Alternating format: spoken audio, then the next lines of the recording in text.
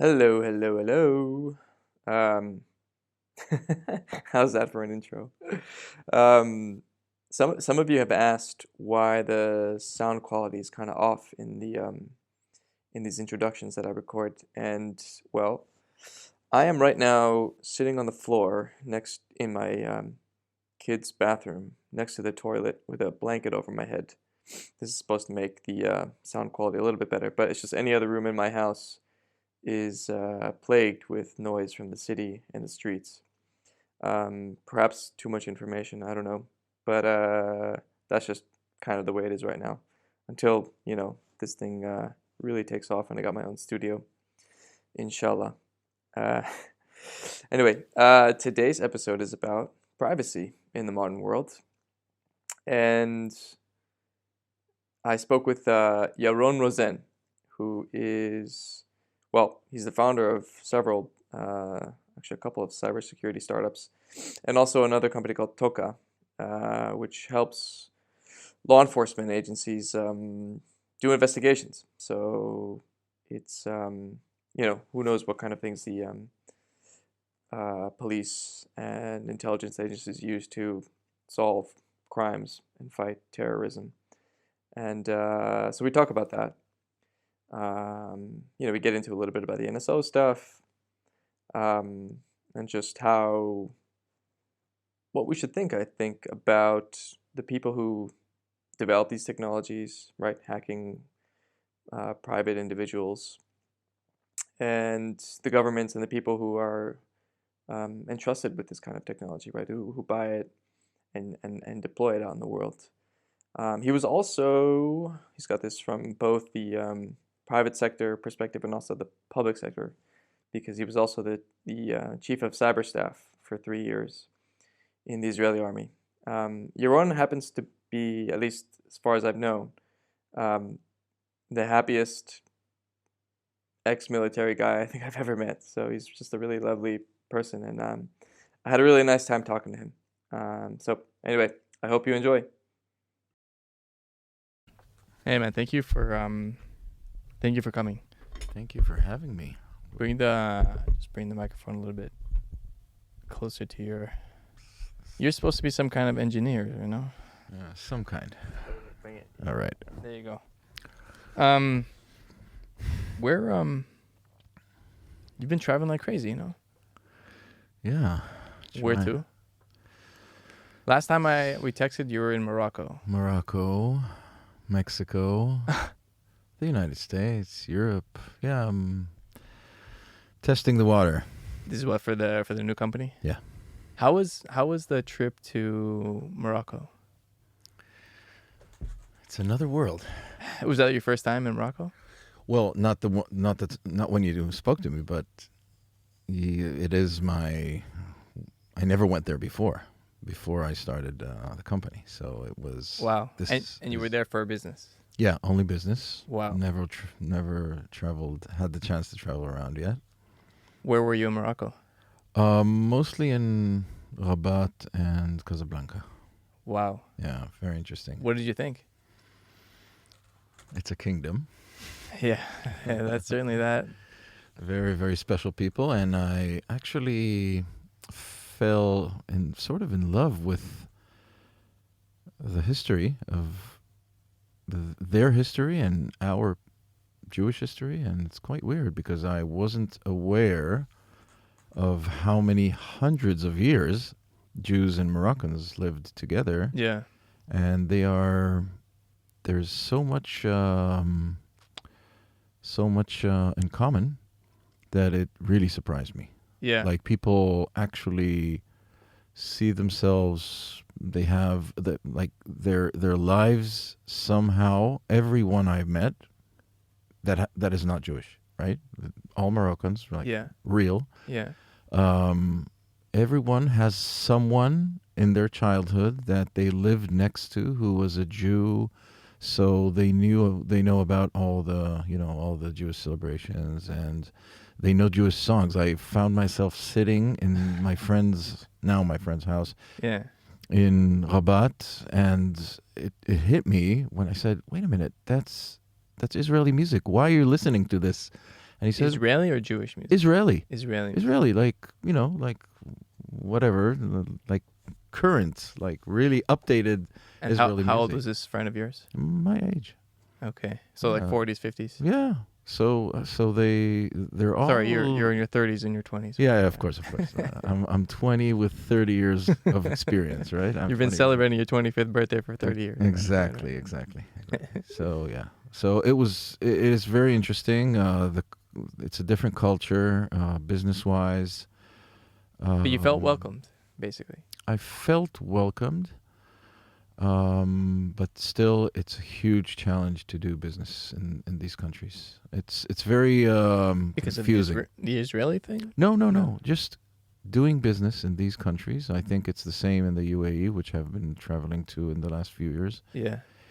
There is a huge difference between the way you are greeted and how you actually close business.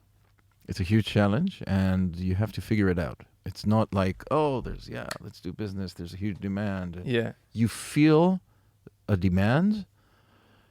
You smell product market fit, but it's not. There's a huge gap between smelling it and actually making it. Mm-hmm. Maybe it's like other parts of the world, but the confusing part is the high demand and the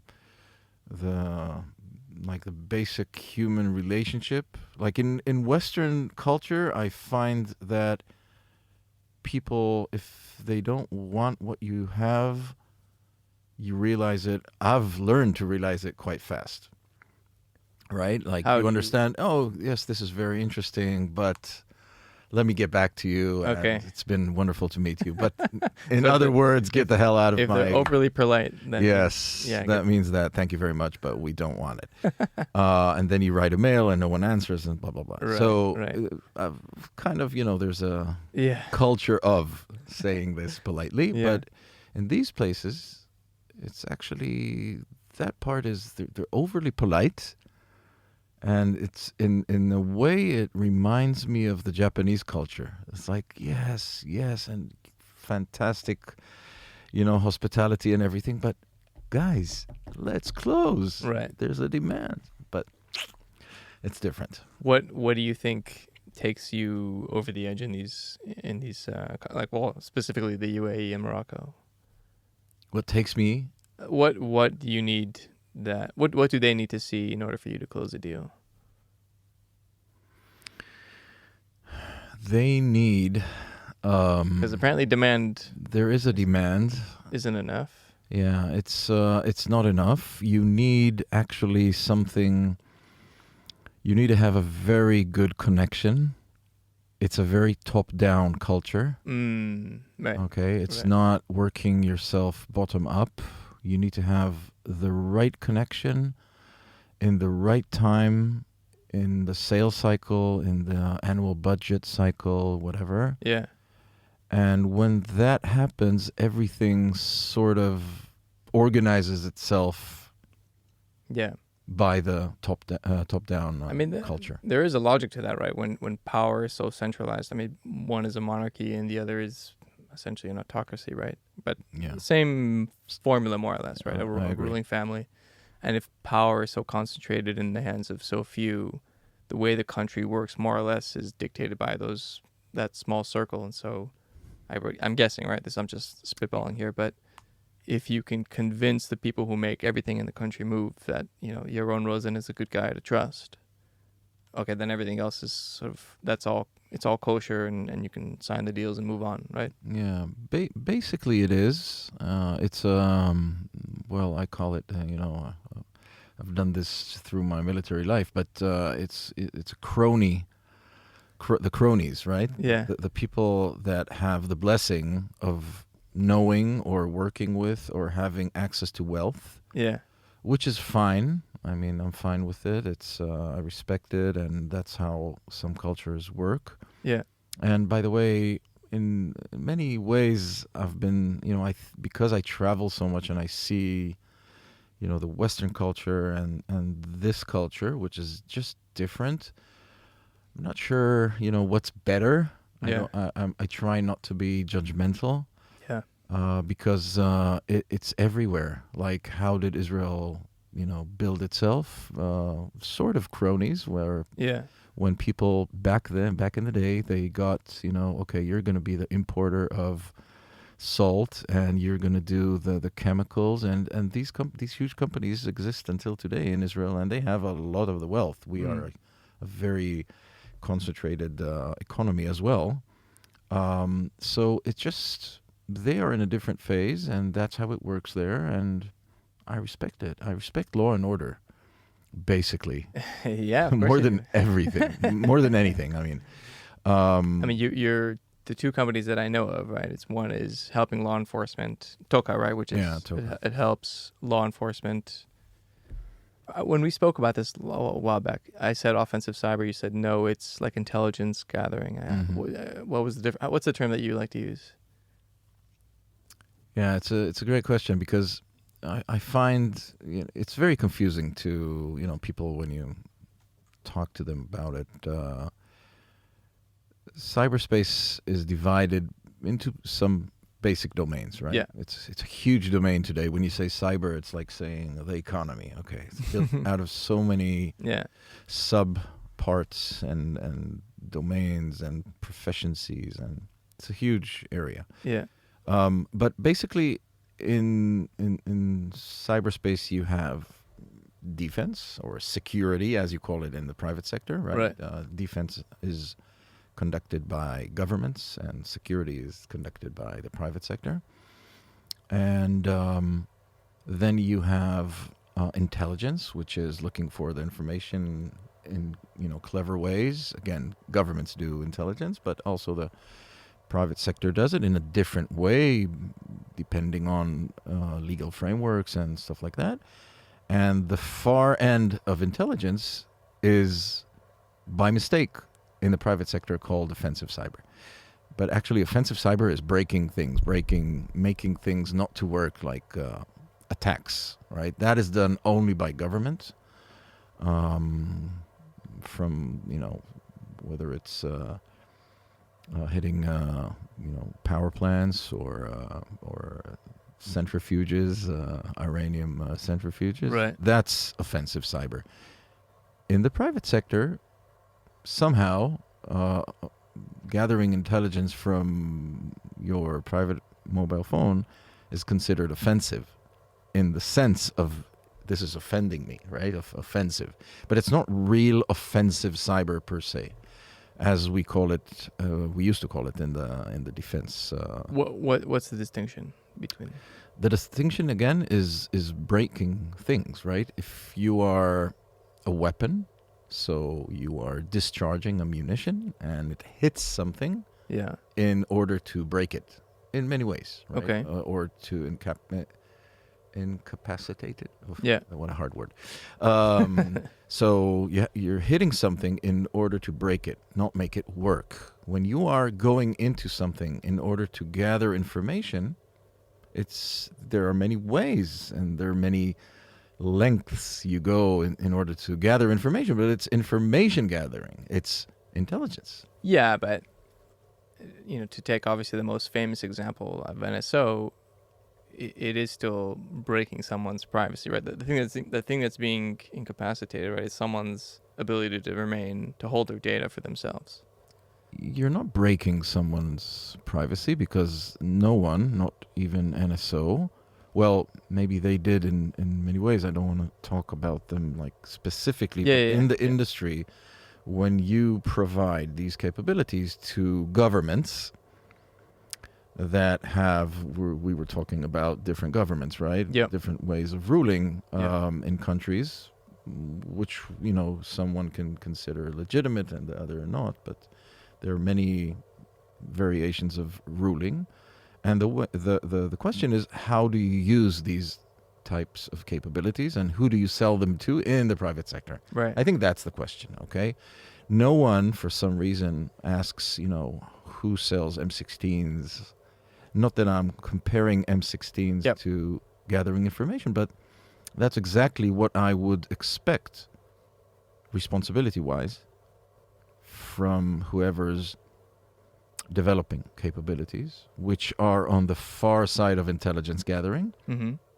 to be responsible for what they sell and to be able to distinct between a great opportunity to, building a business in the private sector, which should be responsible and respectful of human rights, of course, human life, right? So bottom line, I think that companies in this industry, in the intelligence gathering industry, should be very careful to who they sell their capabilities. Yeah. That's what we did at Toka, and again, I don't like talking about others. I talk Right. about us, and I think that some of the rules from the Ministry of Defense, the DECA, API, what we call the Export Regulations Yeah. Authority, export control, they did not affect us at all because we were doing it anyway. They actually came to learn from us. Yeah. And we told them how we do the due diligence. You made the distinction between selling to democracies and then you don't sell to countries that aren't democratic, which, tell me if I'm... Yeah, you're right. And again, there's a range of democracies. It's not only about democracy. We actually had a very developed sort of due diligence what did that process. It included like corruption and human rights indices and type of authority, and we actually combined them in sort of a matrix of indexes and made out of it sort of a baseline, which is very hard to do because who are we to grade countries, right? Yeah. Like, why is this my business? Well, it is. It is your business. Yeah. If you want to sell these high-level capabilities, you want to make sure that they land in the hands of responsible government entities. And the basic thing that we realized very early in the game was that once you sell it, you don't really have control. Mm-hmm. And you want to make sure that you do your best before you sell. Yeah. It's interesting to think about the difference between autocracies and democracy in with respect to offensive cyber, psychologically speaking, because so imagine you're like an MBS, right, or any of these kinds of, and you're born into the world, and you basically just know that you're going to be one day one of the most powerful people in the country that you live in. And so automatically you enter into the world and you look at everyone and you're very suspicious of everyone. You think, yeah, they want me either for my money or for my power, right? And they don't really care about me personally. And so you're very wary of what everyone's saying to you. You're just thinking they only want to stay in my good graces, right? So everyone's basically a sycophant, right, and lying to me, right? Because if they piss me off, I can just banish them or I can ruin their economic fortunes for later on in life.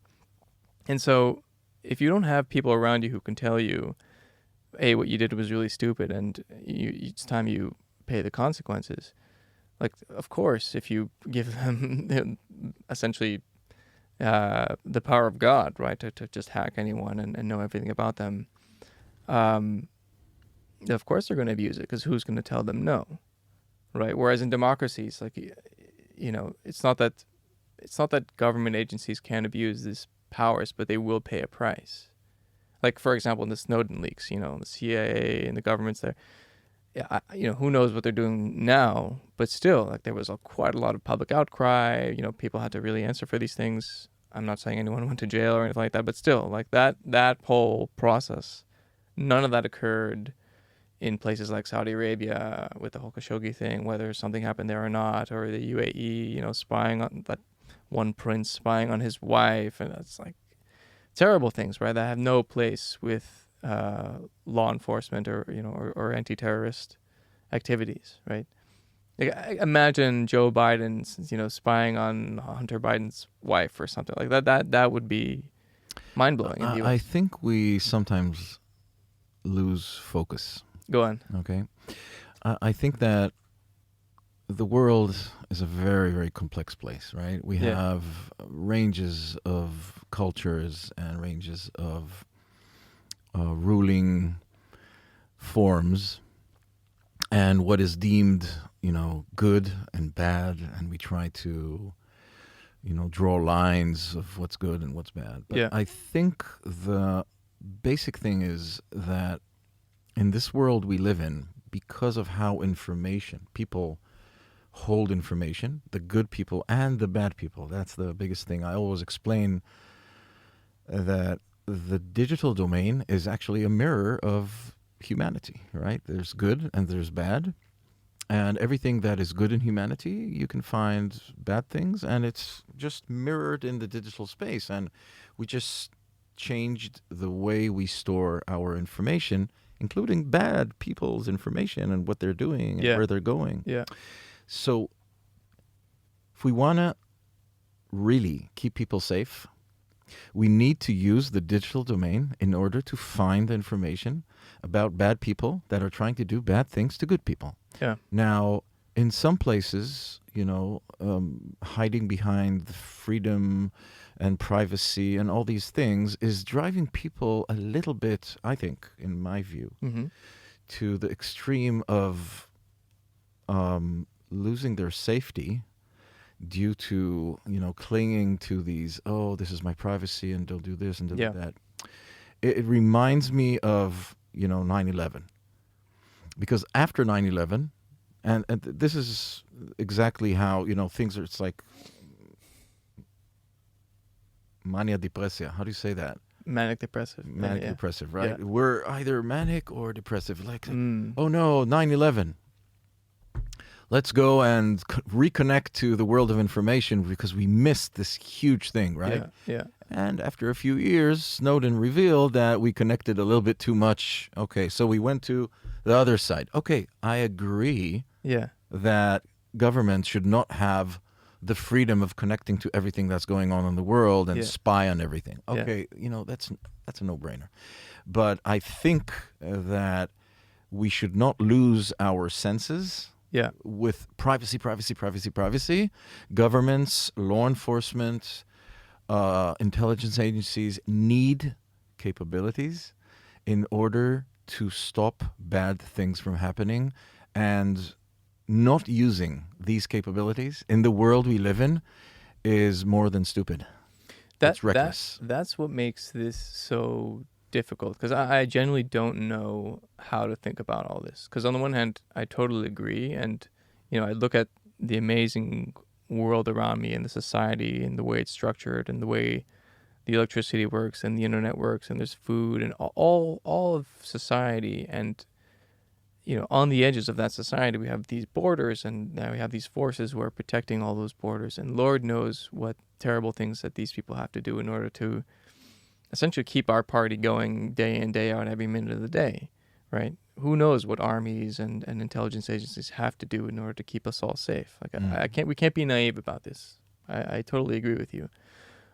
However, here's where it gets complicated. It's like, and I come back to the not because I'm so fascinated by NSO, but like I couldn't really understand when this thing was blowing up why this one Israeli company that's relatively small on a global scale was causing so much, attracting so much attention, until I sort of meditated on the nature of privacy, which is a weird one, right? Like, why do we need privacy? Like we sort of just take it for granted. No one really explains to you why we need it, right? Like we structure our entire lives basically in with the need of privacy. Everywhere we go, there's doors and there's walls, and buildings are separated from one another.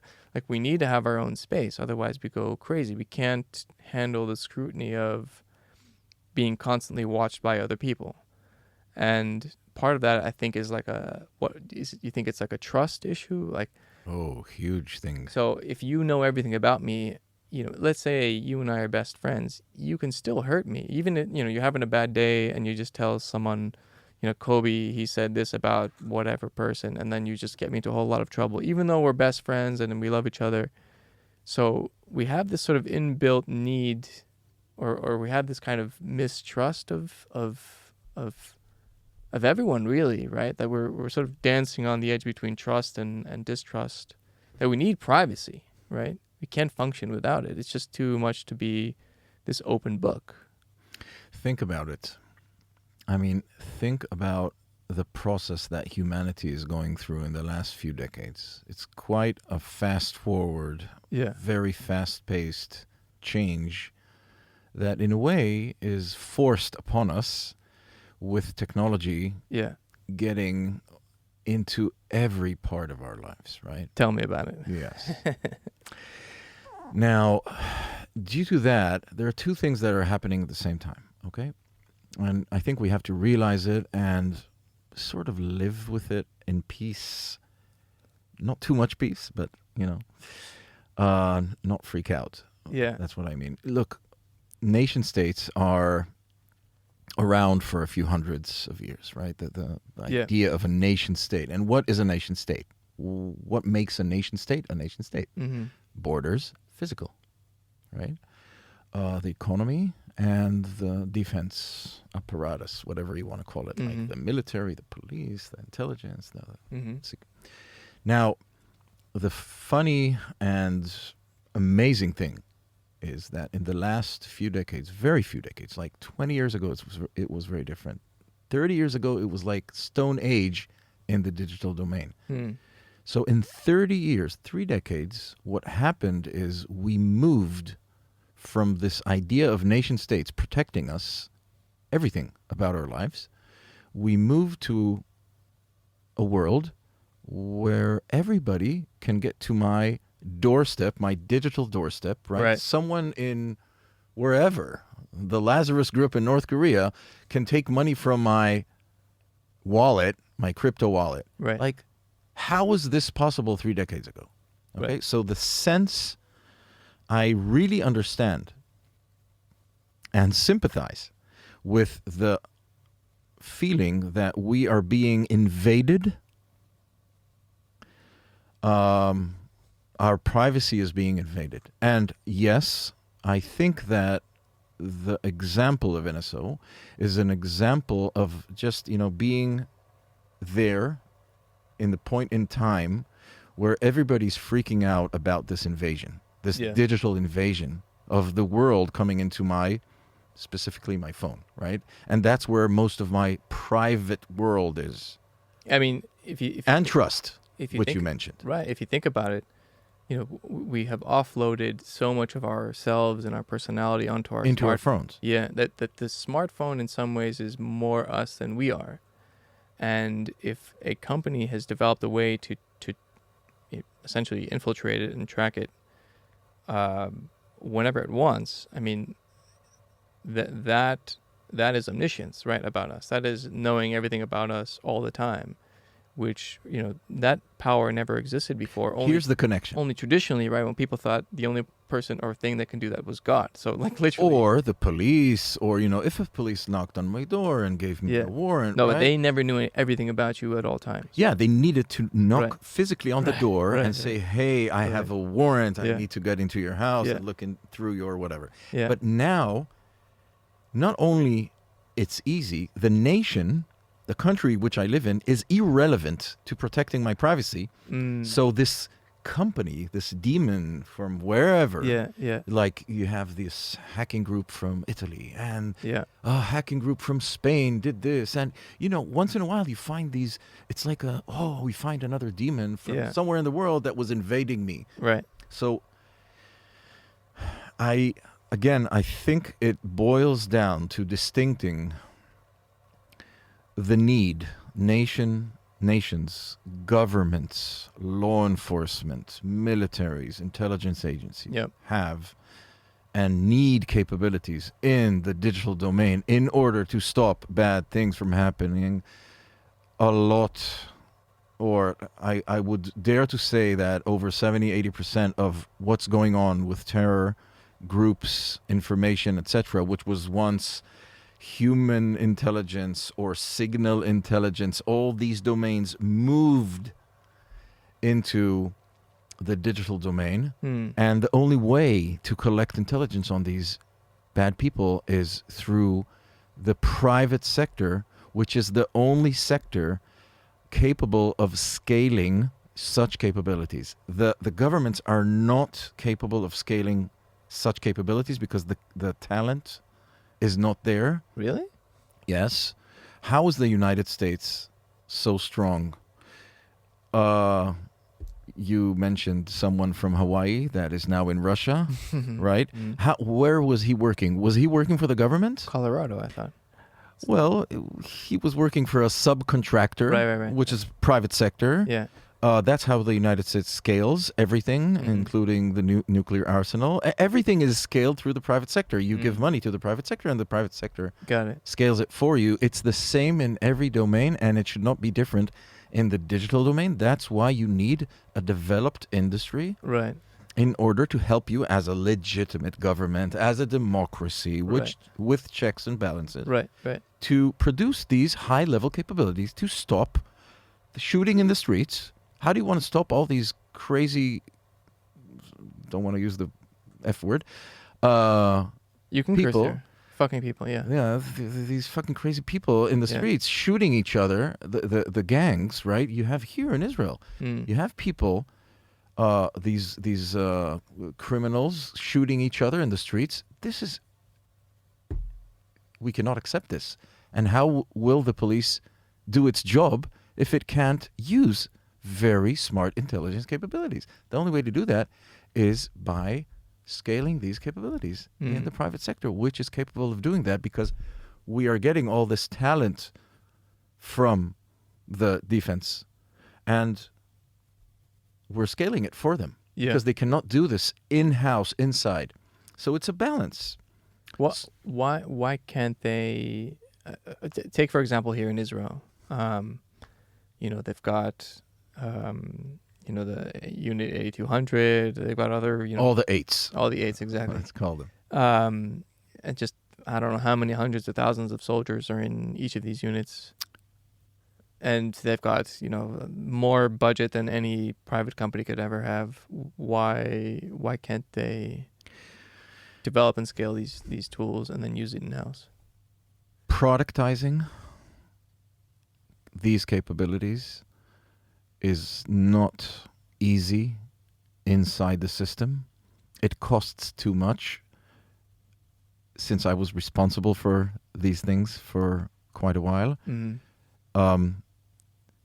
you can solve any problem.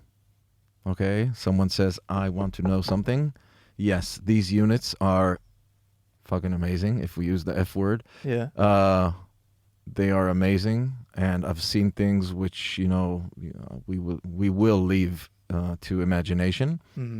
But scaling them and productizing them when the operation has ended, there's no incentive to productize things because maybe we will use this thing only a year or two from now because of another problem.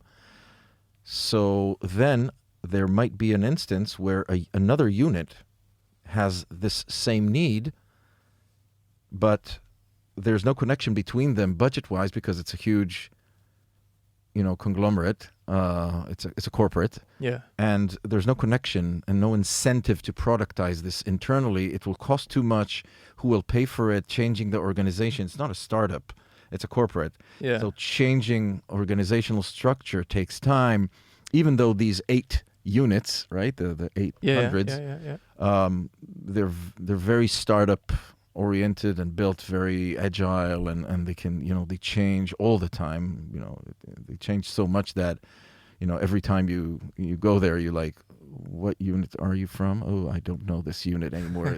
New number, new name, and it's always funny and funny names and funny things. But the thing is, productizing internally does not make sense. The Americans, the Europeans have realized this a long time ago. and they have a developed security industry that supports them with the checks and balances that are needed. Now, how does it make sense for us not to have such an industry for Israel? It does not make sense to me that we will not be independent with this industry. It does not make sense to me that we will rely on whatever alliance we have with whatever superpower. Israel has a very unique set of threats, which I do not think there's any nation in the world with this set of threats.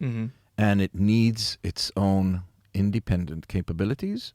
One of them, like you need the Iron Dome, which would not been invented anywhere in the world. Like, this is the craziest invention in the world. Yeah.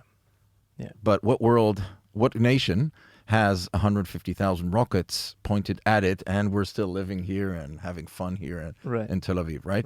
Right. Only Israel. So in the same sense, in cyberspace, you need this private sector capability, because we need these companies, and Toka has as a company, it works closely with governments around the world, and of course in Israel, because we're proud to work here, and you get the best design partners, and you have the best use cases, and we actually help. So every time something happens, we can actually tell our employees, guys, you made a difference. You see this? This is thanks to you. Yeah. And what's it like to work with spies and military guys? I'm assuming they're not all as nice as you are. No. I'm not so nice. That's my costume. Every time I see you, you're always smiling. You're always in a good mood. Smiling is healthy. How is it? Do you look at them and you think, can I trust anything that you're saying to be the truth? It reminds me of a funny story when I was still in service, and we would meet these people and say, "Hi, my name is Yaron," and I say, "Yeah, my name is Joe," whatever, and I would look at him and say, "Joe, really Joe, or you're like Joseph or Ziv or whatever? Like, what's your real name?" Well, how is it? It's great. You see people do like, I still smile when I think about things that I've seen and people that I've met. Actually, I can't talk about it here now that I think about it, but I really think that the, values that people, I really relate to the set of values that people who serve have around the world. Yeah. And I find it amazing how quickly you connect to other people that serve, right? Because you have this basic set of values that I personally really relate to: service, service to country, and loyalty, and sacrifice, and things like that, which I think, in my life, it means something. But it's so okay. So I've met with 3 of the former Mossad chiefs. And they all share this kind of cynicism towards the way the world works. Like, imagine you spend the majority of your life pretending to be something you're not, and looking at someone and trying to, push the right emotional button to, extract information out of them. Like, you see people, I presume, you see people for the animal that they are, right? So, I'm wearing a suit, or I'm wearing, whatever I am. I say I'm a banker, I'm a journalist, I'm a CEO, but really I'm just an animal with, emotions and tribal loyalties to whatever it is. And like, you can kind of break apart society into the stories that they are, right? Just so you can get some information that helps, the organization that you're working for. And yet, they all shared this, as you said, right? This this patriotism, right? This need to serve Israel and I suppose even the Jewish people. Like it's this weird balance of it's all bullshit, but actually the thing Israel and the Jews, like that part is real, and so I dedicate my life to that. And and I presume the same is true for any defense or spy chief in any other country, right? It's like how do we get the things that we need to by playing around within the system and breaking it apart and seeing where the weaknesses are, and yet serving this ultimate aim of our tribe, our people. And so I wonder how that like those kinds of people then, especially the ones outside of this country, look at guys like you, who are selling these tools.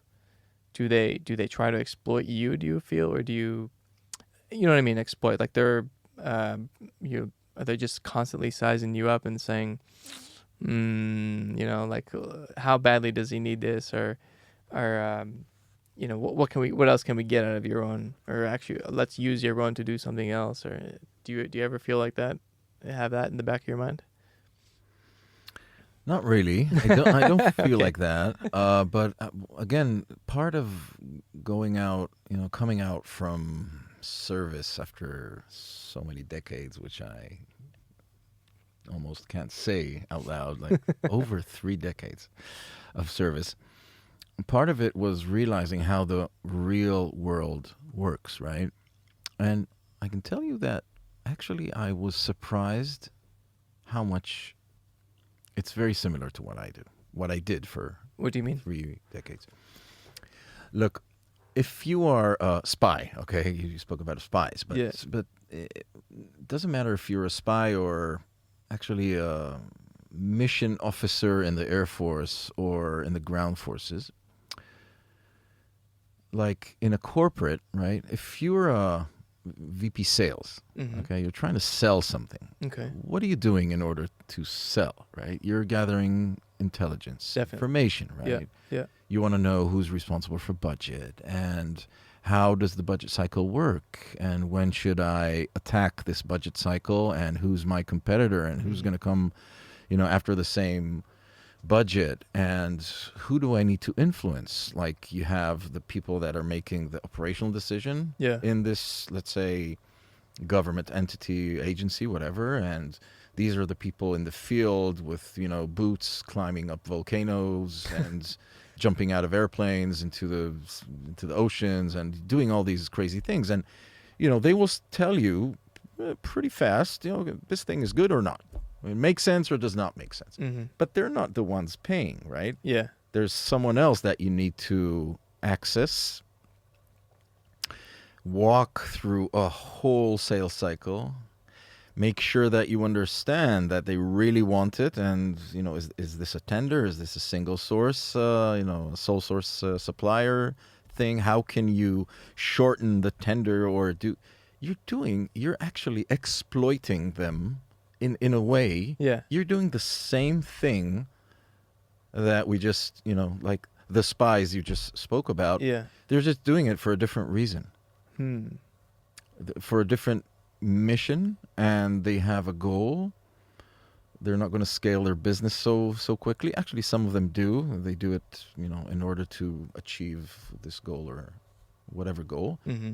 But when you're doing this in a business, you're actually doing the same thing. You just have to, there's a sort of a switch you have to have in your mind when you go out. And I talk a lot with people that are coming out of service and try to help them hit the ground running and not like crash. Yeah. And it's a fascinating, as someone that has done this, and I'm only 5 years out. Sometimes it seems like a decade at least that I'm out because so many things happened. Yeah. But I think it's actually very, very similar. It's just for a different reason. And that's how I feel about it. And when I meet these people, they're no different. And really, I have this sense today of salespeople and marketing people. Yeah. When I went to my first conferences, I was like, what the hell? I mean, this is such a game. First of all, the conferences are businesses by themselves. Okay. They just want to they just want people to come to the conference and pay Yeah. the conference fees, and Yeah. it's a business by itself. And it took me, just a few conferences to realize that, wait a minute, these people, why are they here? They want to meet people. What's the best way to meet people? Should I go to a conference? Maybe I don't need, for my business, maybe a conference is not a good place. It's actually a waste of time. Yeah. How many leads am I going to get out of it? Like, who's there? Right. Oh, they are there because they're just a big company and they have budget for marketing, and they have to be in the conference because they have to be, like the supporters, like the gold, the platinum, the blah, blah. It's just a business. It's just, about branding and all that stuff, which sometimes I don't like very much. Right. I can tell. I get the creeps. Yeah, it gives me the creeps.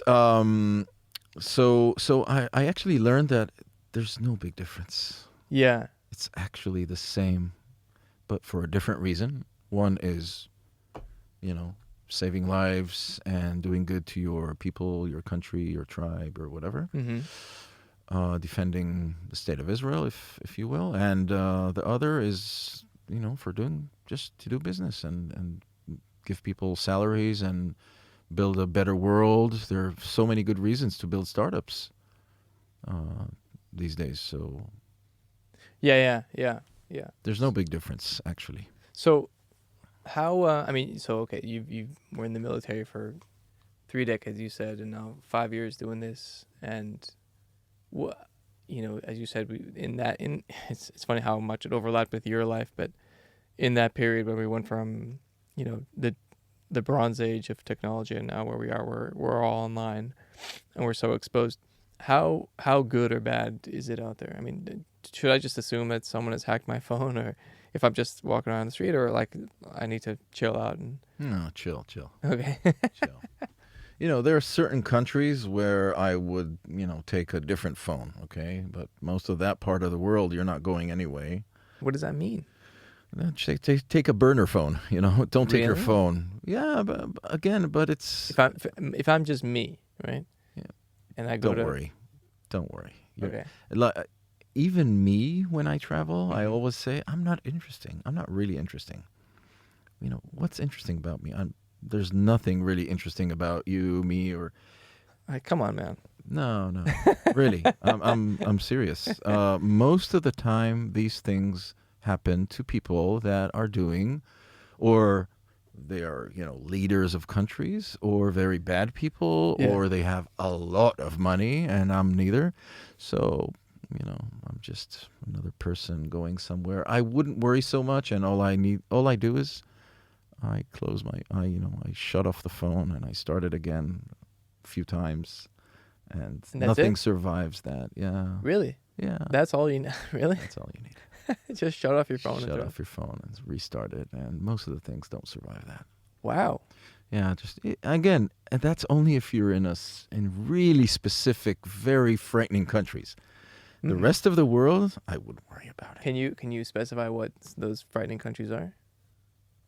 No, I don't want to offend any frightening country, and just use your common sense. And again, the places that have interest in following you, or But I find that so strange. I mean, as you said, you and I are not that interesting, and yet you can walk into a certain country. I'm assuming these countries are rather big, right? Because otherwise, how would they have the money to develop these kinds of mass surveillance? They don't necessarily develop them. They buy it.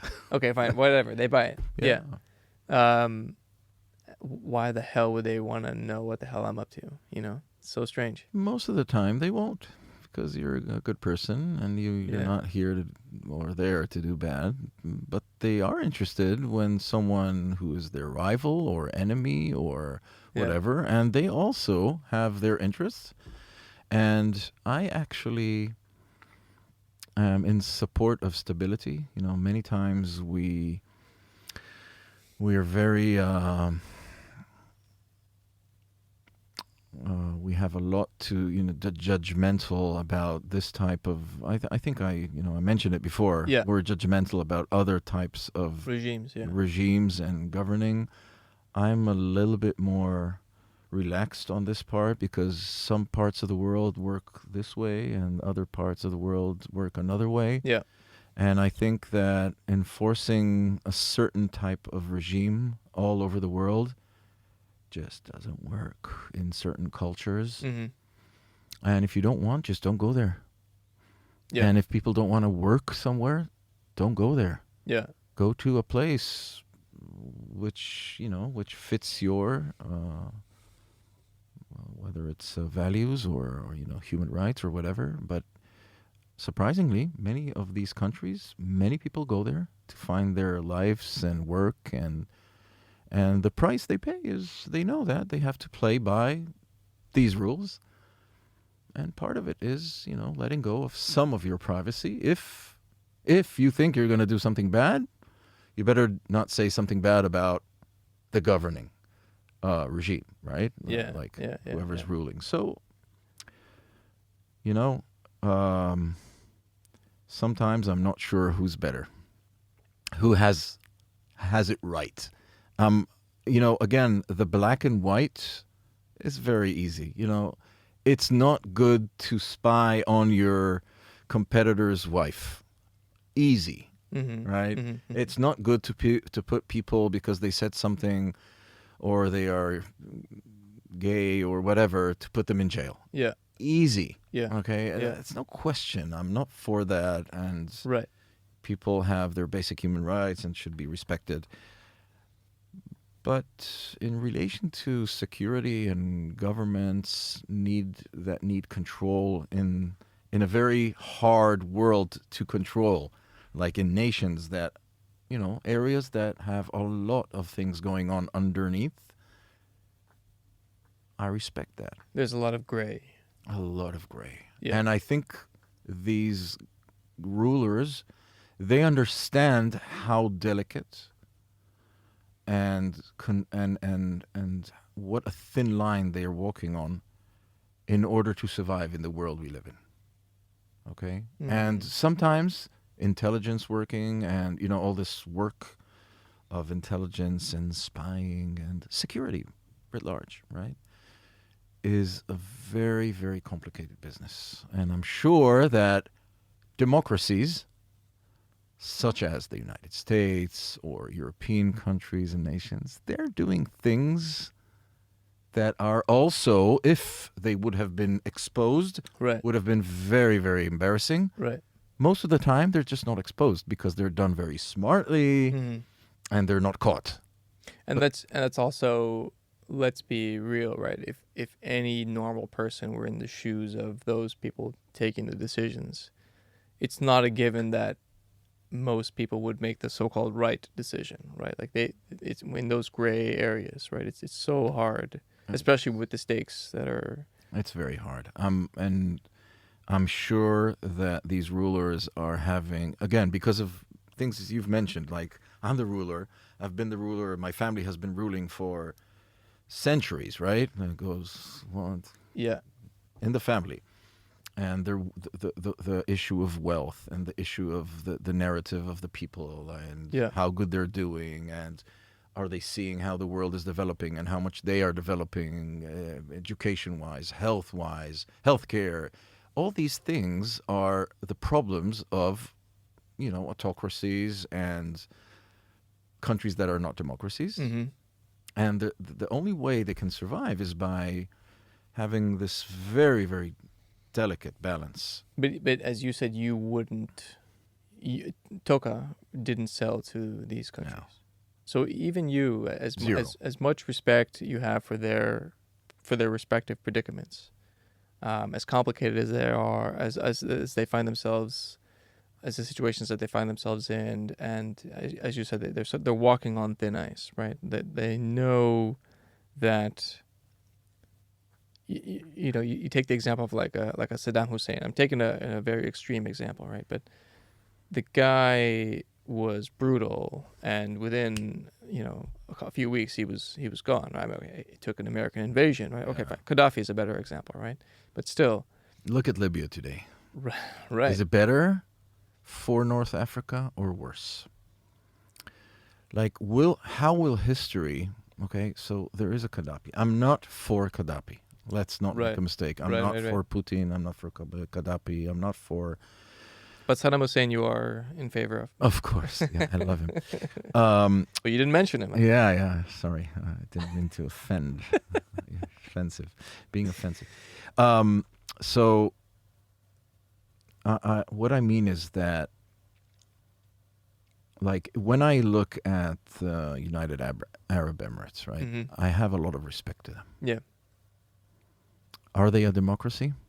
certainly not. No. Do I have anything to say about that? I have, but I think that it works there, and that's what works. And they've built in 51 years. Yeah, They've built something truly amazing yeah, in the region. yeah, Like, if you compare it to anything in the region, they are one of the places that has taken the wealth and invested it in an extraordinary way. And Yeah. we have both been given our independence from the Brits, right? Mhm. So Israel did this, they did this. I respect what they did, Yeah. and I have nothing to say about the way they govern. Well, I have my opinion, Right. but I am not saying that they need to enforce a specific type of regime. Otherwise, I'm not selling there, but again, that's something related to a totally different thing. Yeah.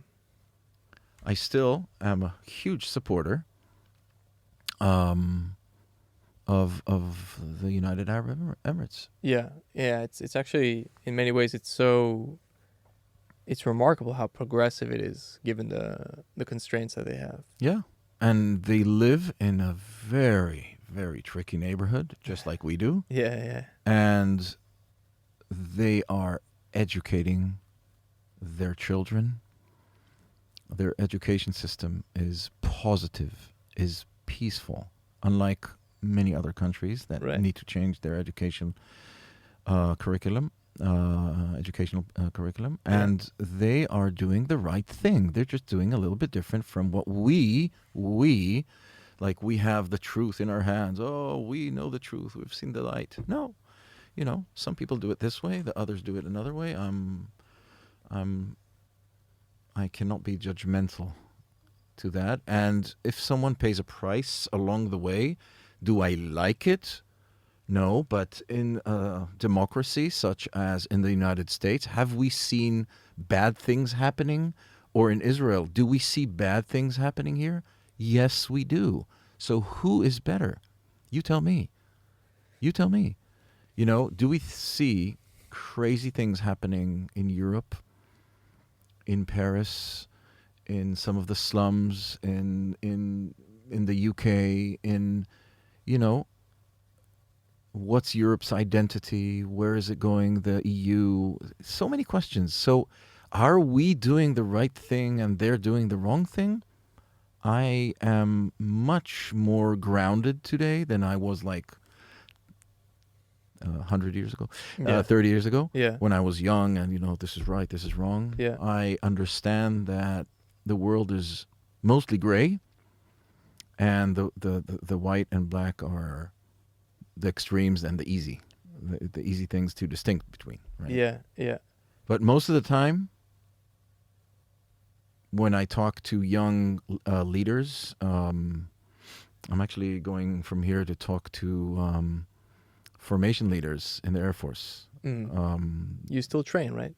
Yeah, I do my reserve duty, and Wait, remind me again. You helicopter training, right? yes, Right. they kick you out of operational flight when you're, I don't want to say the age, a little over 50. So then you go to being an instructor pilot, and that's what I still do. And basically, when I talk to these young formation pilots, like formation leader pilot training, Yeah. and I talk to them about their responsibility, like what is their responsibility in this world. And someone brings a very black situation, and someone brings a very white situation. Okay. And I tell them, that's the easy thing. Let me tell you about the gray world. And then we start walking through the gray. What is gray in that Gray world? is a situation where there's no flag that's saying, oh, this is like when you do close air support.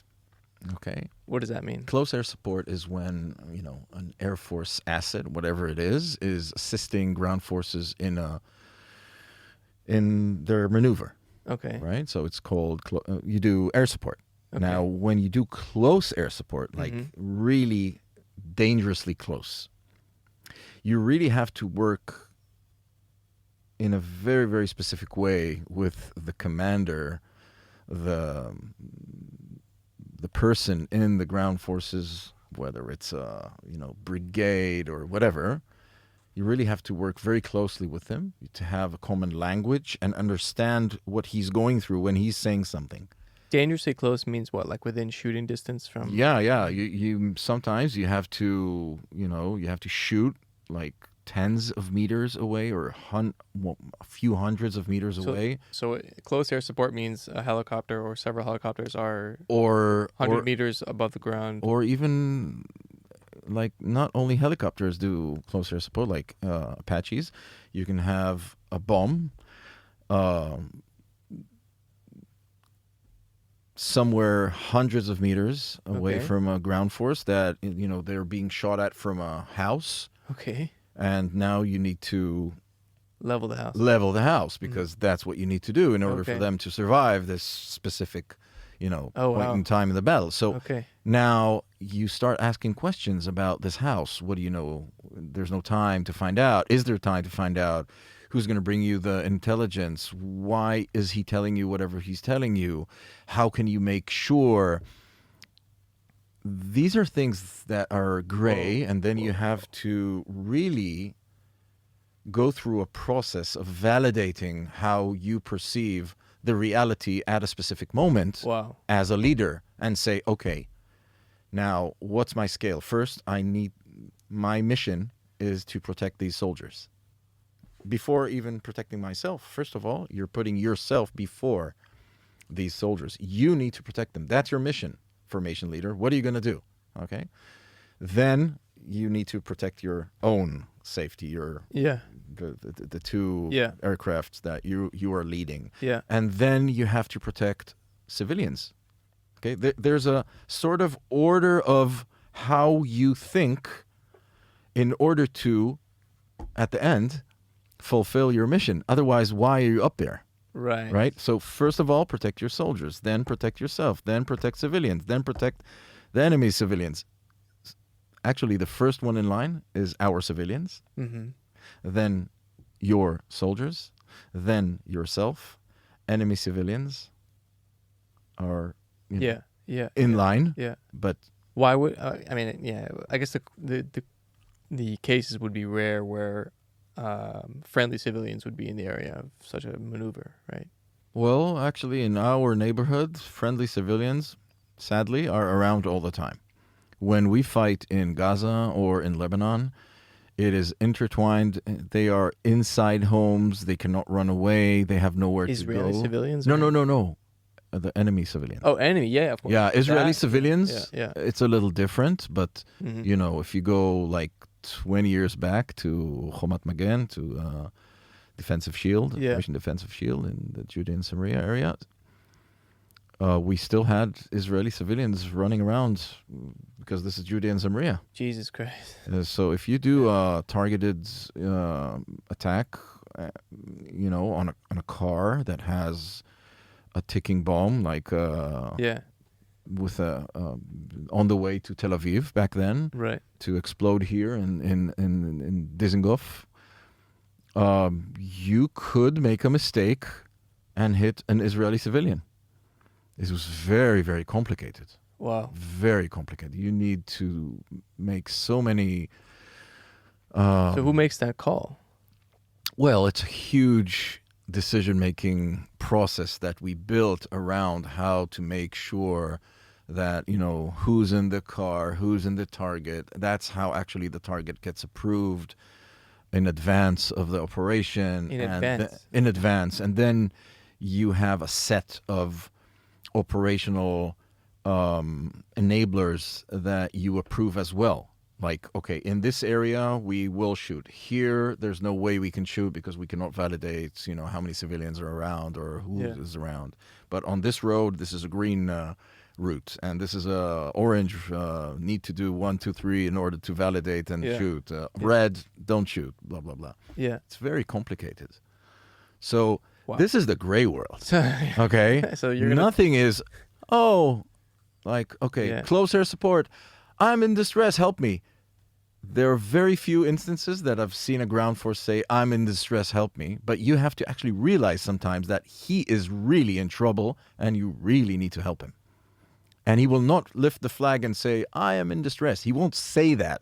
He will say other things. That's what you meant by the flag. Okay. Yeah, there's no real flag and say, okay, I'm in distress. Because there are rules, Yeah. there are actual rules for air support when the ground forces are in distress. But they just won't tell you they're in distress. So how do you know? What are you listening out for, right? Okay. These things, the gray things, are the things that you are looking for. Wow. Wow. And applying air power to ground maneuver is very complicated. Because if you're doing close air support from an attack helicopter, you're very close to the commander on the ground because you're directly communicating with him. Yeah. But if you are a fighter pilot and you're carrying a bomb, usually you do not connect to the ground forces. Someone is doing it for you. So the responsibility is on that person, the forward air controller, FAC. So he's doing the work. He's the intermediate. Wow. He's in the gray zone. It's very complicated. So then, shouldn't that alleviate some of the burden from the helicopter pilots? Like, okay, I'm just waiting for the green light to help. Yes, but in some instances, in close air support, there's no intermediate, and in some you have to have an intermediate. Again, the larger the munition, Yeah. the more you have intermediates inside in the process. Because there are just so many more things that you have to make sure, and the fighter pilot just has no real contact, like physical contact with the ground forces. He cannot talk to them. He does not see what they're doing. He is not in the battle. He's flying a helicopter. No, the fighter pilot. The helicopter, Oh, sorry. the attack helicopter, Yeah. he is in the fight.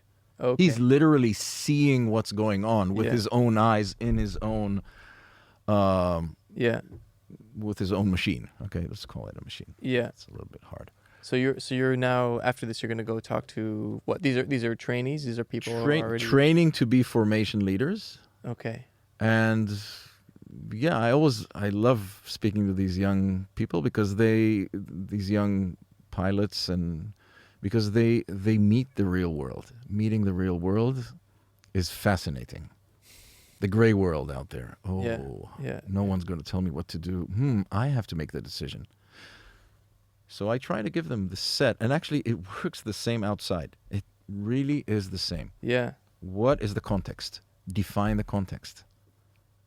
Okay, then remember what your mission is.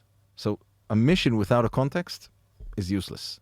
You have to start with the context. Is this war? Is this peacetime? Is this like life and death? If you don't do this mission, the world will collapse into itself and the hell will break out. Yeah. You have to define the context of your mission, Okay. then the mission, Okay. and then define in a very simple way, the simplest way, how are you going to achieve and complete the mission to your number 2, number 3, number 4. Because Yeah. formation leaders go all the way to. So, And I think it's the same in business, by the way. I think that's useful to make sort of the spot calls of, should we sell to this person, or can we trust our technology in the hands of this X government or not that government. But there's another dimension, I think, and you tell me what you think, but there's another dimension to this, which is like, okay, we've let this technology out of the bag, it's out there, and it's very effective and it's very powerful. What are the unintended consequences of this that we aren't aware of? Which is so hard to quantify, and it probably does really cloud someone's thinking. Or you could really dwell on this stuff forever if you want. And I wonder, with the kind of technologies that Toka and others. How many of these companies are there in the world, do you think? There are quite a few. There's a lot, right? Not a lot, but there are quite a few. But dozens, let's say. Maybe, yeah. Yeah. I think so. And then add to that, governments and just You have huge integrators doing this, right? All the huge integrators out there doing this stuff. yeah. And you have the small startups. The reason you have the small startups is that innovating inside these huge integrators is very hard. Right. You talked about it. Yeah. So the startups do the innovation, and if they do good, some large integrator will swallow them. And then another startup, and then another swallow. And Yeah. Just like the big world works, Definitely. in every Yeah. So do you worry about that? You're really just more mission focused and mission and context focused? in what sense? In the business world. In the business world, I told you, I think that, once you choose your customers, you have your set of values that you created in order to make sure that your capabilities reach the right people, and there's a range of governing capabilities. Again, there's a line. I think I spoke about the line respectfully. I'm not saying that, we're doing the right thing or not, but I know that you need your checks and balances in every industry. Yeah. And I can mention a few that are selling things to governments because it makes good money. And I don't think anyone, it's just a different world we live in some, not strange, because we spoke about it. The digital world has such huge sensitivities today in the society we live in. Mm-hmm. So I understand why there's focus on this industry. Yeah. But I think we should not, or I'll say it in a positive way, we should be very careful to save and safeguard, safeguard this industry, just as we do with other innovation areas. Yeah. Because it's mostly good. Yeah. And good people. I know some of them. It's mostly good people that are very mission-oriented and very respectful of law and order. And if you sell these capabilities in law-abiding countries, there is trust, where there is trust in government, in this idea of a government, then I think we should live in peace with that, because the number of lives saved by these technologies is just unbelievable. Yeah. People don't understand, and they take for granted their safety in the day-to-day. Yeah. They think that 9/11 is just one thing that can happen, just one time, crazy thing. But actually, it's not. There's so many things that can happen. Does that bother you, that people take it for granted? Yes. We live, people are... Soft, whiny bitches? No. No, they just take what they have for granted. It's just the only way to describe it. I think that if your child, I always explain this to people, if your child was kidnapped by some lunatic and he's going somewhere, and this guy's running away from law, right? Yeah. And he has your child. What are you going to do to save your kid's life? Anything. Right. I mean, just the thought that someone bad is touching my child can freak me out. So I would do everything. Yeah. Anything in my power. Yeah. That's how I want people to think about these capabilities. And it is intended for stopping bad people, criminals, and not good people, and not spying on people's lives. And yes, the preliminary or basic assumption is that you need to live with it, is that you trust your government, or you should trust your government. Yeah. If you don't, leave us alone. That we are not the problem. The problem you're having is you don't trust your government. Mm-hmm. So look at everything they are doing, not only spying on you, maybe they're taking you and killing you and whatever they're doing to you. Yeah. So in that sense, go wherever you want, do whatever you want to do. Yeah. But remember that when we develop these capabilities, we're doing it to save lives and to be able to live this wonderful life that you're taking for granted. Yeah. Wait, That's my point. So, I mean, it's interesting to talk to you in the sense that you have both the inside and the outside perspective, right? As someone that within the Israeli army, you were in charge of a lot of the sort of cyber stuff. And then outside of it, now you're selling to other governments around the world. And your sense is that for the most part, the people there are really dedicated to protecting and preserving society, right? And I think, correct me if I'm wrong. Is that, Yeah. Yeah, and Described it better than me. and you don't really need to think about it too much. Like everywhere, especially in the West, everywhere you go, things work, right? It's not like I go outside and I walk on the street and people are, I don't know, they're just running around naked and robbing stores. Like, there's not chaos, right? It's actually very orderly. And as you said, we take all of that for granted. So clearly, the people running things, obviously with, some corruption and all that kind of stuff. But in the main, the system does work. And the people trying to uphold that system, they seem to be doing it with the best of intentions. And it is kind of an optimistic.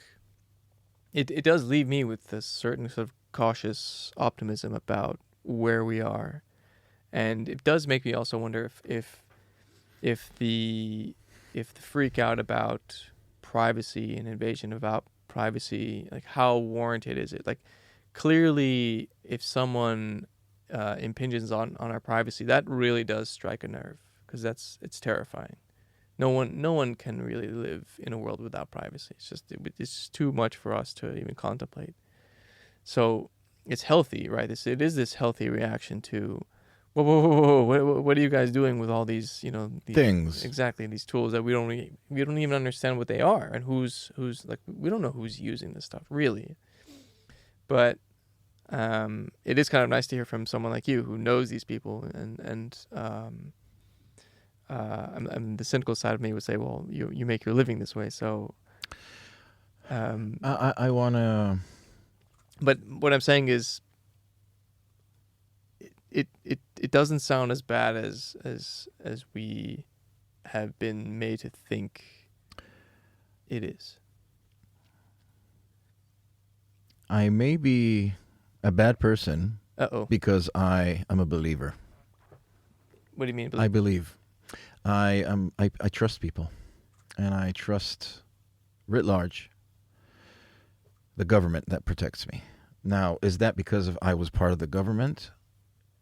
Well, yes, but I'm on the outside, and I'm very. I have a lot to say about how government works and how the military works, but I know very well that the intentions are there, the good intentions. Mm-hmm.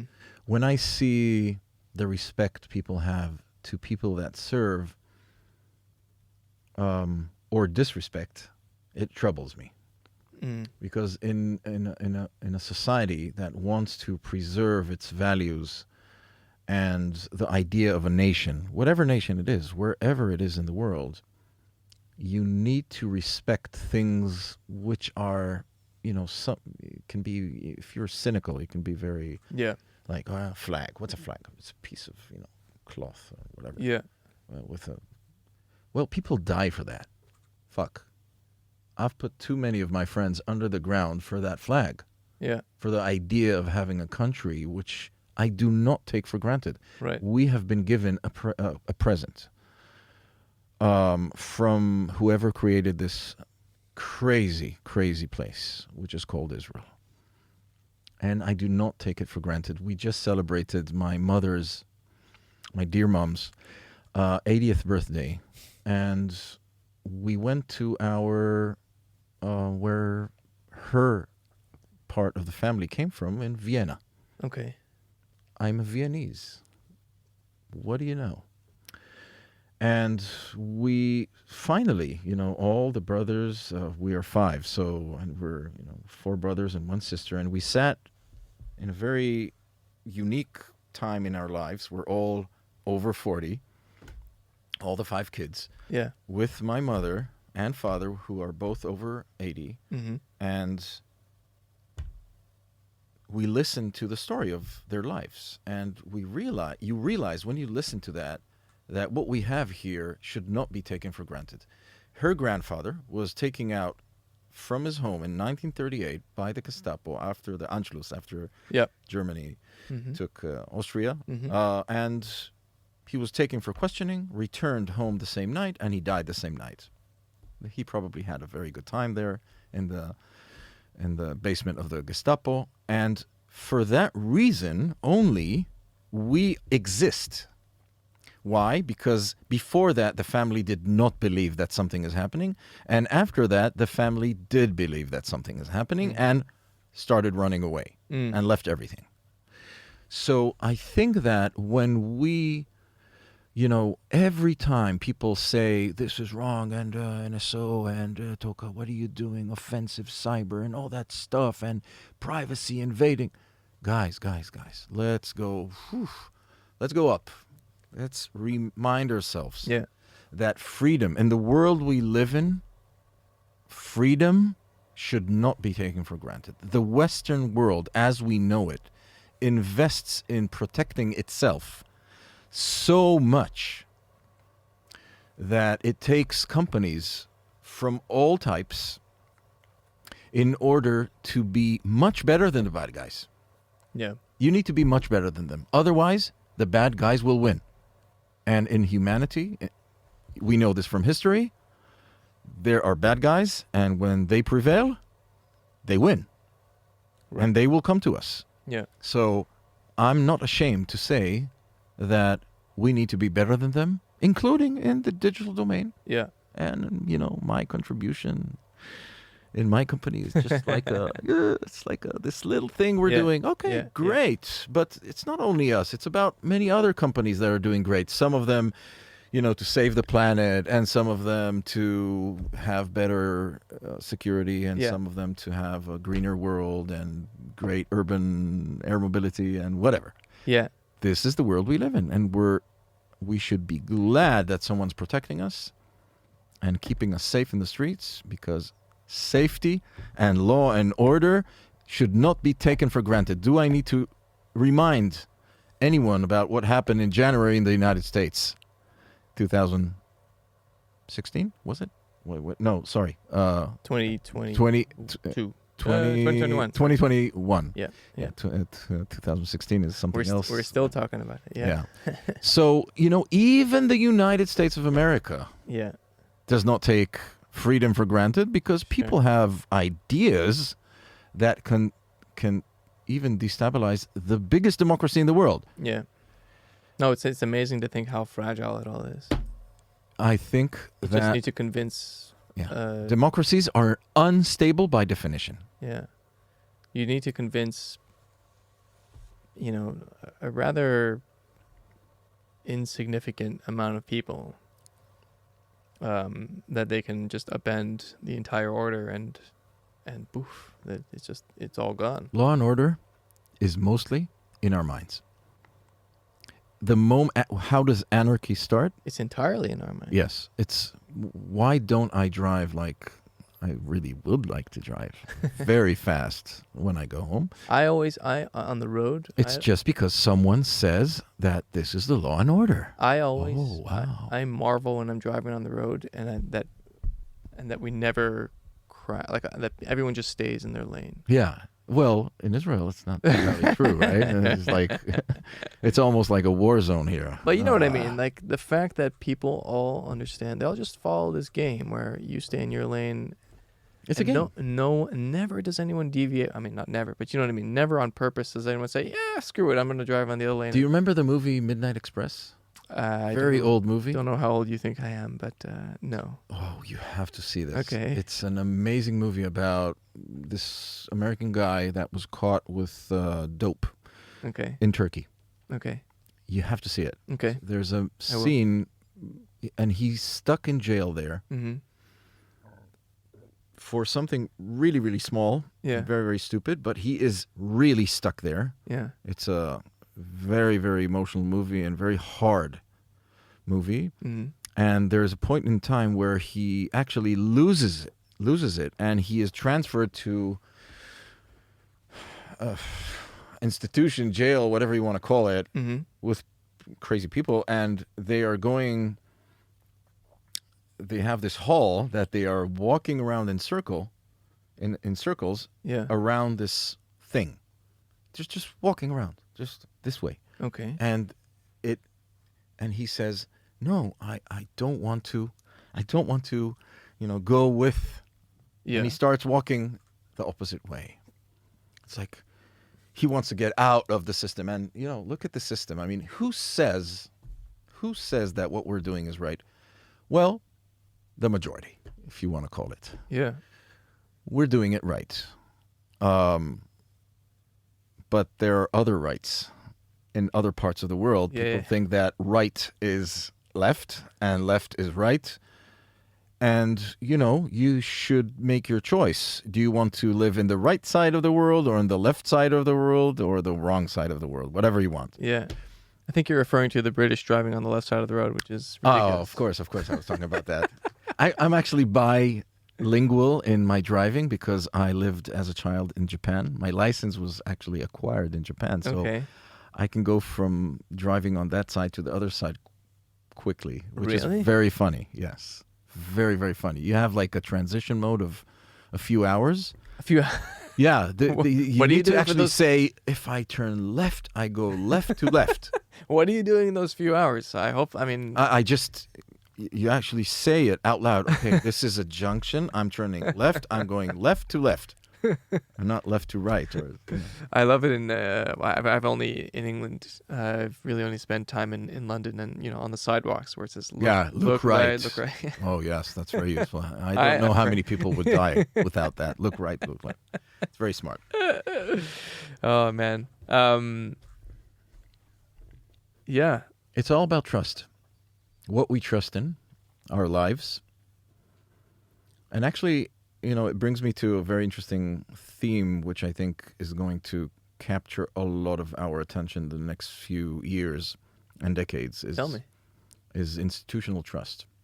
How institutional trust is actually moving from institutional trust to mathematical trust. That's the whole blockchain. The idea of blockchain and decentralized organizations and finance and whatnot. That area is, to me, one of the most interesting things that I am seeing. Put aside AI, which is amazing, and democratizing AI is just open AI. Right. Don't know if you've seen it. Chat GPT, right? GPT. Oh, Yeah. wow. That's frightening and amazing at the same time. Yeah. And it's going to change so many things, including cybersecurity. How so? If you use AI to find vulnerabilities, you can do good things because people make mistakes and the AI is going to find the mistakes. Mm. So the actual race will be, how do you teach the AI vulnerabilities? Like what a vulnerability is, because AI is as strong as the data you provide it, right? So you need many, many data sets. Yeah. So I think it's going to be completely amazing what certain industries are going to go through from medicine, using AI for medicine, all the way to cybersecurity. Meaning, so I don't know, just think any company that has servers, let's say, right, or information stored somewhere, and they need to protect that, and so you install some sort of artificial intelligence to look for all the vulnerabilities in that system. Passwords are stored here, and then just look up and down the system, say, okay, you're weak here, here, here, here, and here. Doesn't that already exist or Mm-hmm. no? Mm-hmm. Really? Mm-hmm. It's all manual? Audits. Oh wow. The world is very manual. Like automation today is the big trend in cybersecurity. So Okay. you do cyber GRC, What is automation platforms. GRC is governance, risk management, and compliance. that? Okay.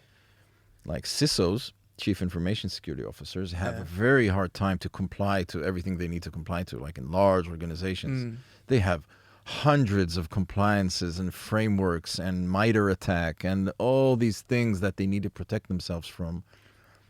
How the hell do they do that? It's very, very hard. So they keep running around, running after their own tails in circles in order to make everything happen. And most of the world works with Excel sheets, which is fine, but it's very, very hard to scale such operations. Yeah. So a lot of these companies are moving to automation platforms, and there are very smart things out there. Companies Okay. that are doing very well, both here and outside, Yeah.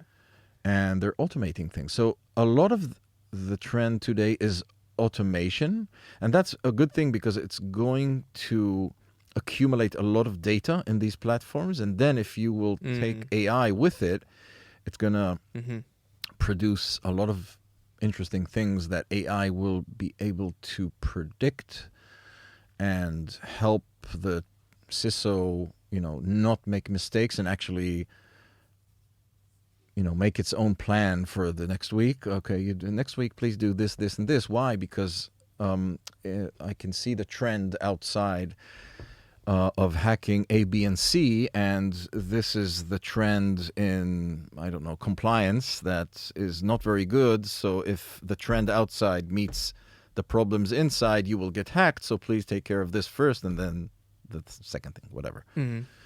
For a human being with all this information to be able to do this, it's very hard. I think that if we take automation and AI and all these things together, we are up for a very interesting time in changing cybersecurity and especially improving it. And I think that going back to trust, that we started talking about mathematical trust, like the blockchain, the idea of blockchain, of having being less dependent on institutions, because do we trust our government?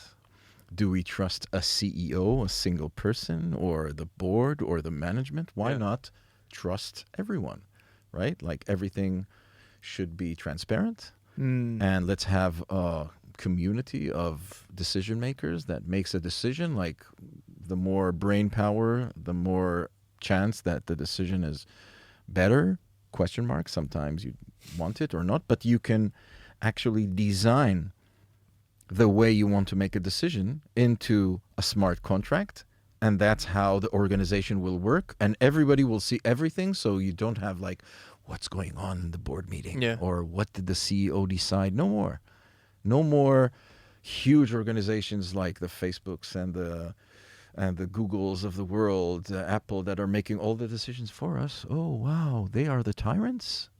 Oh, maybe more than the countries that we were talking about. They're the real nation states, digital nation states. They are the ones holding world power today. Right. More than nation states. GDP, more than nation states. Many. Right. So these companies, instead of relying on a single human being that runs it, moving to Web 3.0, to smart contracting, I think there's a huge promise there, and it's a huge disruption. I never thought about that, but Israel's economy is like $400 billion, and the market cap of something like Apple is $2 trillion. It's 5 Israels. We're a joke. we're just a small market. We're a fifth of Apple. Yeah. This is not a real country. No. Apple is a country, because it actually, when they now changed their privacy settings, right? I was, by chance in July, I was at a wedding in Los Angeles, and there was, and we went all the way up to San Francisco, and we saw this huge sign, like, what was Apple's like advertisement, privacy. They changed the privacy settings for all the companies. So Facebook hates them now because they work on, how can you make money from ads if you don't know what's going on, right? So they are influencing our lives and privacy much more than all these people that we spoke about, which are dinosaurs from the past, nation states. They are the nation states that are.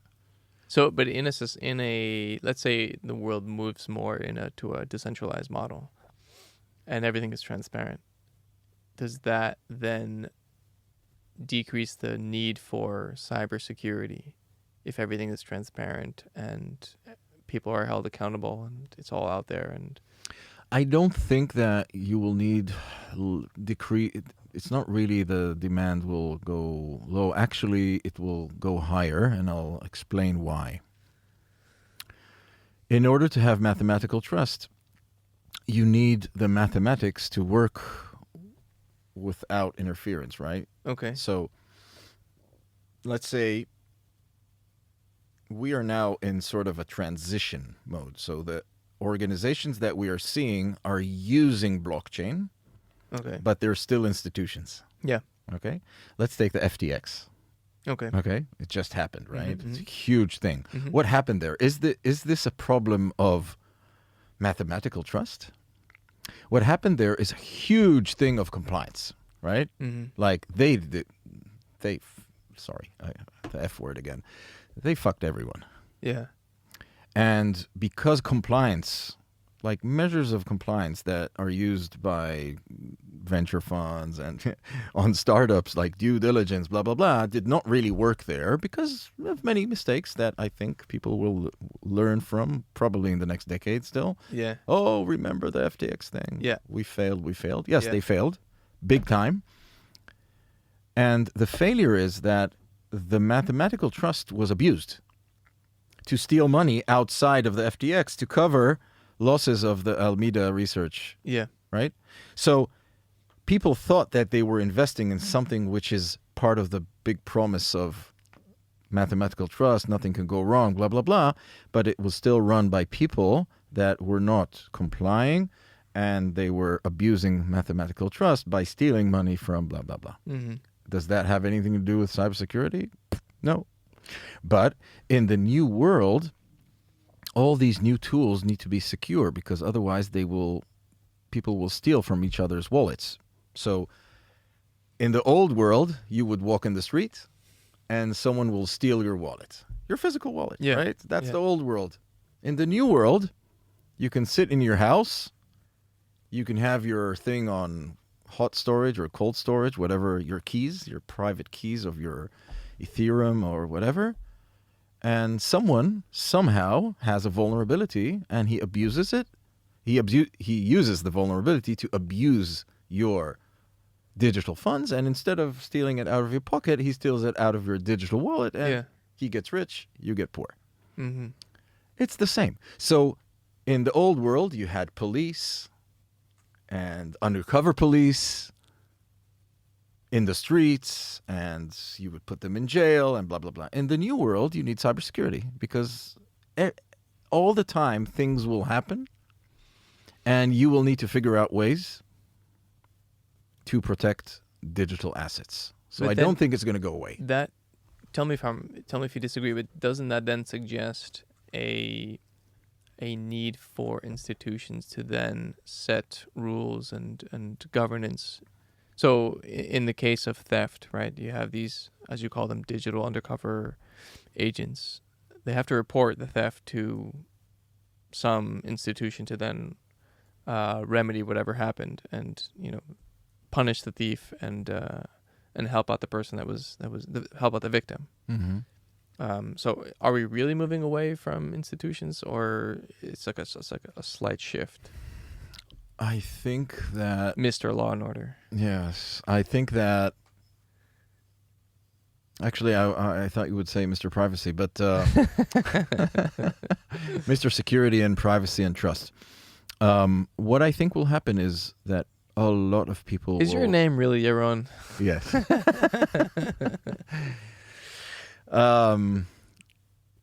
people will move to the promise of Web 3.0. I really believe in it. I think Yeah.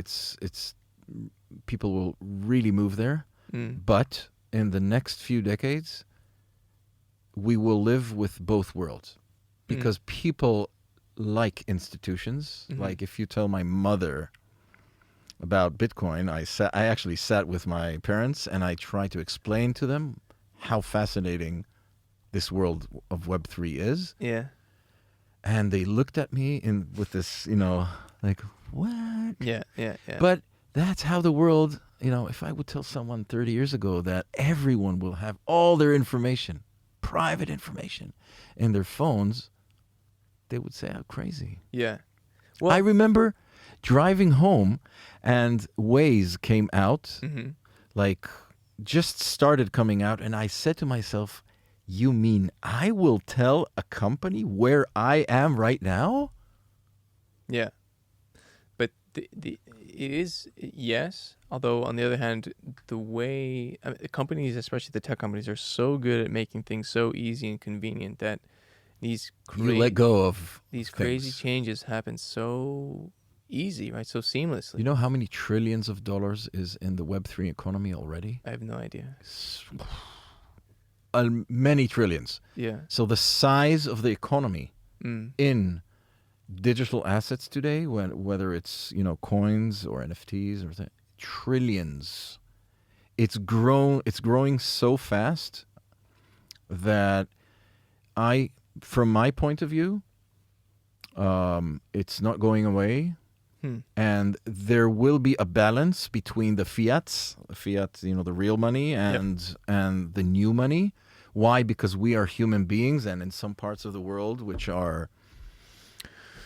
will stay, some parts of the world, give me money. Yeah. Like, where's my suitcase with the money, right? Yeah. That's how it works there. Yeah. And so both worlds will exist, and we will need to safeguard the old world and the new world with measures and compliance and cybersecurity.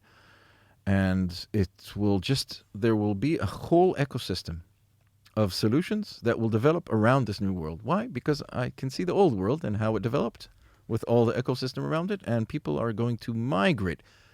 Which people? My kids.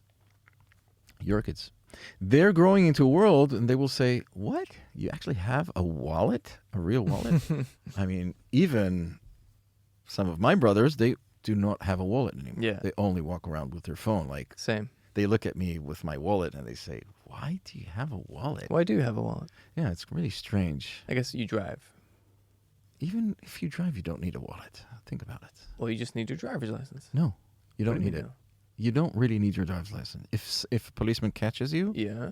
you need an ID. You don't need your driver's license. Well, They whatever. can find You need out. something. They can find out through your car who you are, and basically, you don't really need it. I think you need to submit it like one day after if you're caught on a felony or whatever. Okay.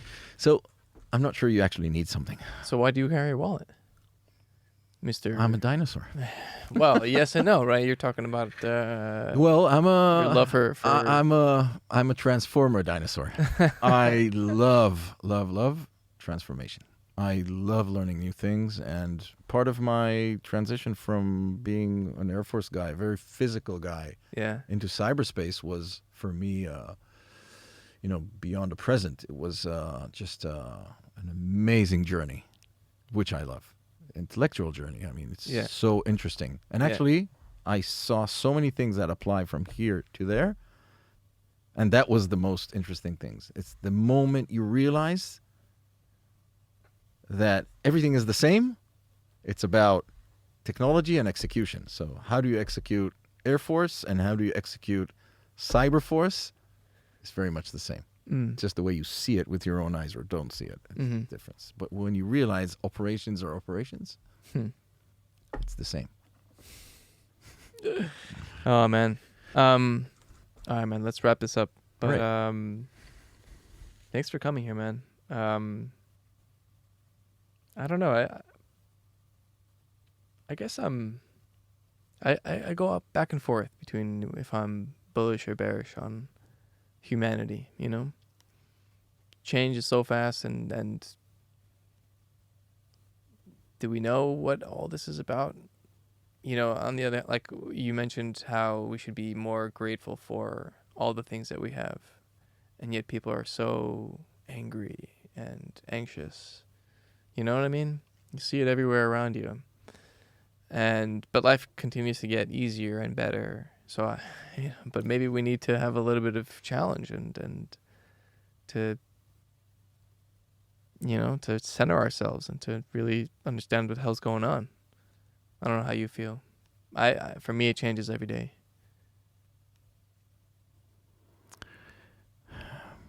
It might be my age. I don't know. But from the decades I have on this planet, I'm optimistic on one hand and pessimistic on the other side. Not pessimistic, but I always remind myself to be on guard. What are you on guard about? Not taking things for granted. Yeah. My safety. My safety, I mean my country's safety, my family's safety. Nothing. I don't take anything for granted anymore. I don't take governments for granted. Mm. And I don't take... Is this a COVID thing? And for me, COVID was a big deal. I don't know about you. I mean, just how quickly everything changed, and how quickly I really there. COVID is one type. Yeah. But Ukraine is another type. Mm. The reality of how fragile things are. Yeah. And things that I used to take for granted, which do not exist. I know today, from my age, that you need to be... I'm a very optimistic person by nature. I believe people. I love, talking with people from around the world, and I believe in good. But at the same time, I'm very grounded, and I think that people should be grateful and respectful to the need for the very basic things which we sadly sometimes take for granted, which is law and order, and not having anarchies run our life, but safety and security and the basic ability to, wake up in the morning, go to work, and think about innovation and how to protect the planet, which is very important. Yeah, not about your survival. Yeah, ask that someone in Syria today. Yeah. Ask Ukraine. that someone in Ukraine or Iraq. Yeah. The Maslow, the pyramid. Yeah. Maslow, sorry. The hierarchy of needs. Yeah. The hierarchy of needs. It goes so fast back to the bottom. But again, I'm optimistic. I believe in good. I believe in good. I still somehow believe in good. Well, no, there's plenty of evidence. There is. It's just, I guess my thing is more, I am a deep believer in the human spirit. That you can, humanity has pulled through some really tough, dark stuff before. Yeah. And, we have these heroic tales from the past, and that's because the situations that our ancestors found themselves in were so bad, but they called upon great acts of courage, right? And we remember those things, right? And we're now capable of the same heroism. But I do wonder that those people lived, they were so much more aware of how fragile life was, 100 years ago, say, right? Like the infant mortality rate was much, much higher. People were much more poor. They were poorer, and war was a much more frequent thing, right? Societies have gotten more wealthy and more peaceful all around the world, right? Which is a fucking miracle.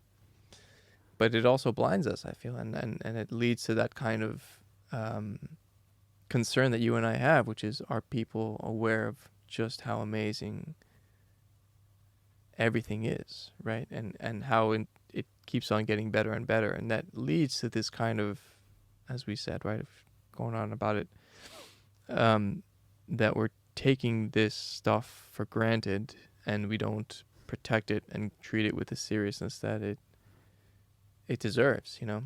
So I go back and forth, you know. Yeah, basically that's the role of leadership, and leadership has to inject hope Yeah. and positiveness and lead people to do good things, and at the same time, with the relevant agencies and, law and order agencies and militaries and etc., Yeah. you have to safeguard what protects us and what enables all this, because when you're only very, very, very, very well fed and, oh yeah, this guy did a bad thing there, he took someone, blah, blah, blah, it blinds you, like how much effort you need in order to keep this good thing running. Yeah. I don't take these things for granted. That's where I am. I'm hopeful, but I'm also grounded. Hey man, let everyone think like you. Yeah. Well. At least in that sense, right? To be grateful for. Let's be grateful for the party that's going on around us. Yeah, we live in great times. I'm super. I mean, again, when you have the blessing of, or the time to look into your past and where your family came from, and I was like, fuck, 70 years ago, where were they? Yeah. We didn't have nothing of all this good. Yeah. So let's protect it. Yeah. And let's believe in good and prepare for the not good. Yaron, thanks, man. Thank you, Kobe. It was great. Thank you so much.